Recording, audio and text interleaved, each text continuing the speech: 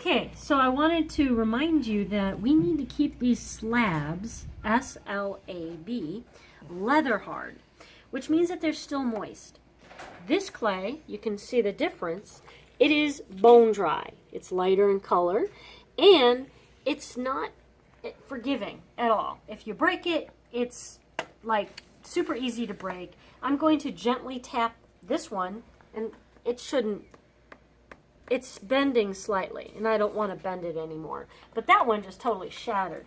So what's really important is that we keep these moist. So maybe if I'm really going to take a while with this, it might be smart to keep the others covered while I'm working on the ones that I'm using. So it's very important when you leave for the day that you cover your work completely and not have any air between the bag and the clay. If you need help with that, please ask. So again, a reminder, you need to score both pieces of clay that you're going to join.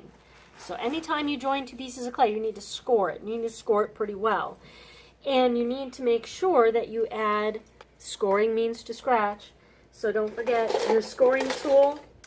Oh, here it is. I didn't put it back where it belongs, the clay toolbox. So you find the scoring tools in here. So this one's pink scoring tool. You need to make sure that you don't break off the edge, but you got to score it up. So you got to make sure you score both pieces. Then you're going to add slip, S-L-I-P. Slip is just watery clay. So after you score, you add the slip, and it acts like glue. And if you don't have glue, it won't stick together. And also, that little insurance piece, that little extra clay that we put in the seam, S-E-A-M. So I'm creating a seam between two things. A division is called a seam. Like you got a seam of a shirt where one piece of fabric meets another. Well, this seam, S-E-A-M, is where the two things are joining. And I'm putting them together.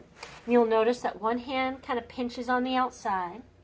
And then I'm going to get that little piece of wet clay. I'm going to get some fresher clay, some really good wet clay. And you don't start with much, just like a small little grate. Start the little coil by hand.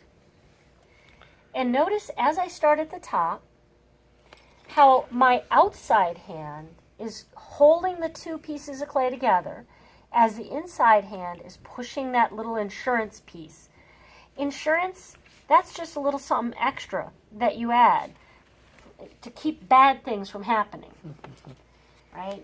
And we want to make sure that our outside hand is pinching the seam together because we don't want this seam to come apart.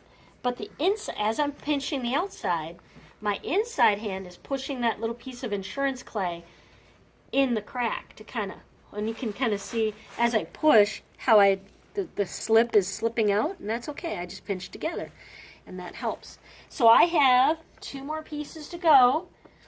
So I'm just, at this point, going to open up the book as much as I need to be able to slip my last two pieces.